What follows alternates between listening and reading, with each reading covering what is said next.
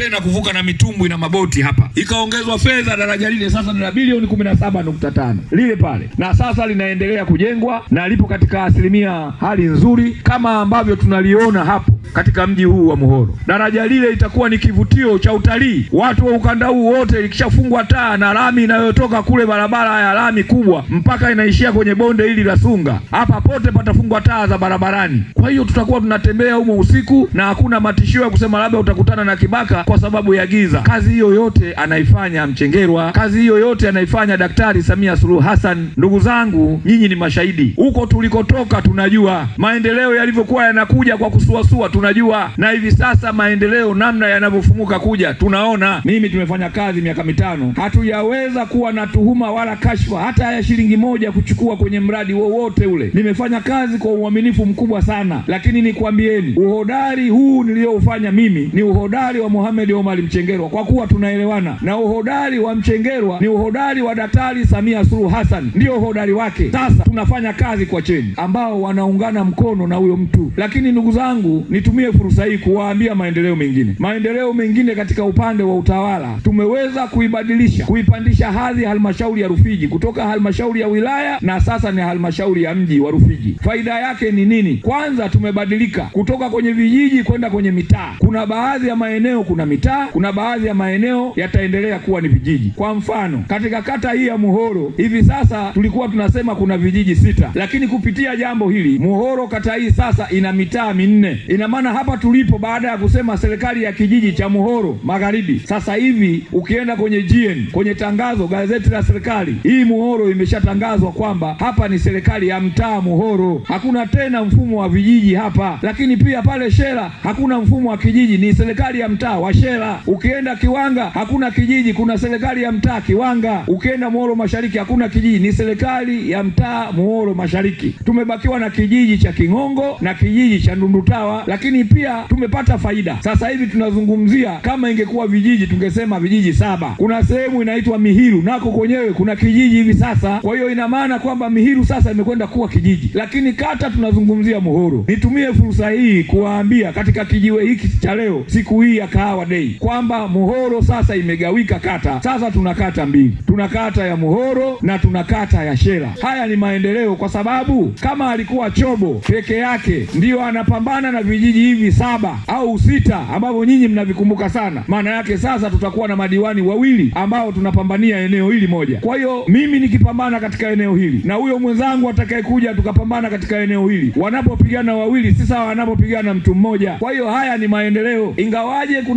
kuna wananchi wanakata tamaa kwa kuona kwamba labda Chobo akiwa katika kipande kingine maendeleo yatasimama. Mimi ni waahidi, mimi sasa hivi ni mwenyekiti wa halmashauri, na mimi nina imani sana, nimefanya kazi kwa uadilifu mkubwa. Pale kwenye Boma kuna mabilioni ya fedha ya kwenu wananchi ambayo yanapitia pale kwenye mkono wangu mimi. Mimi ningekuwa sio muaminifu, mimi saa hizi ni tajiri mkubwa sana katika kipande hiki cha miaka 3 nilichofanya kazi. Ningekuwa tajiri mkubwa sana, lakini kutokana na uaminifu wangu na uadilifu wangu na ushirikiano na madiwani wenzangu na ushirikiano na wakuu wa idara na watumishi wote wa Rufiji, ushirikiano wa chama na serikali, maana yake mimi mpaka sasa niko salama na ninafanya nao kazi vizuri. Na hakika kwa kazi hii niliyoifanya ya miaka 3 kwa uaminifu ule, mimi bado wataendelea kuniamini niendelee kurudi kwenye mwenyekiti wa halmashauri. Naamini, ninaamini hivyo. Kwa hiyo kama nitakuwa mwenyekiti wa halmashauri, bado Muhoro hii itakuwa iko chini yangu. Kwa hiyo msikate tamaa kwamba huku kutakuwa Chobo hayupo. Mimi nipo, nitakuwa na nyinyi. Ninachowaomba nyinyi, Muhoro hoye.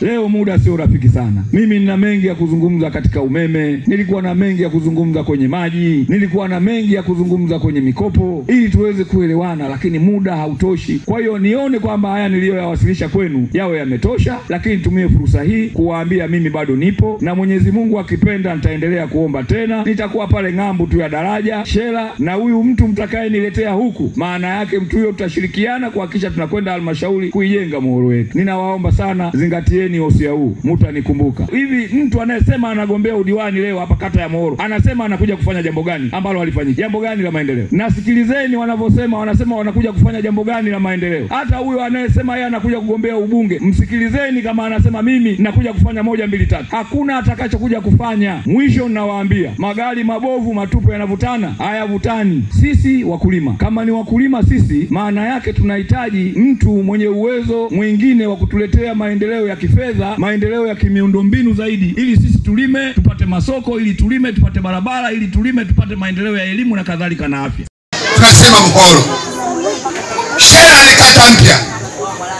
Sasa hii kata ya zamani, wenda kuna viongozi wameshazoea madaraka, basi Chobo atusaidie katika kupata hao viongozi, hasa kwa kutoka kwenye ridhaa ya wananchi wenyewe, sio viongozi watutishie.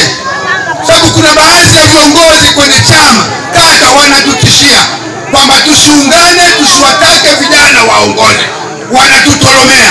Hiyo hali inaweza ikaleta hali ngumu katika kata hii. Kwa hiyo viongozi waliopo madarakani, kata ya Mohoro ni kata ya zamani, tunataka viongozi wawe huru, wagombea wasiwe wanatishwa na waliopo madarakani kwenye chama. CCM oye! CCM oye! Baada ya kusema hayo, tunaomba ujumbe wetu. Miaka 5 Mama Samia. Chengerwa ni mbunge wa kudumu katika jimbo hili. Chobo njoo tusaidie we.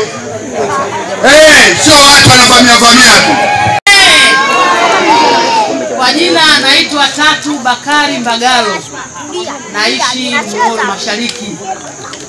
Mimi nina majambo kama mawili naweza nikazungumza kidogo.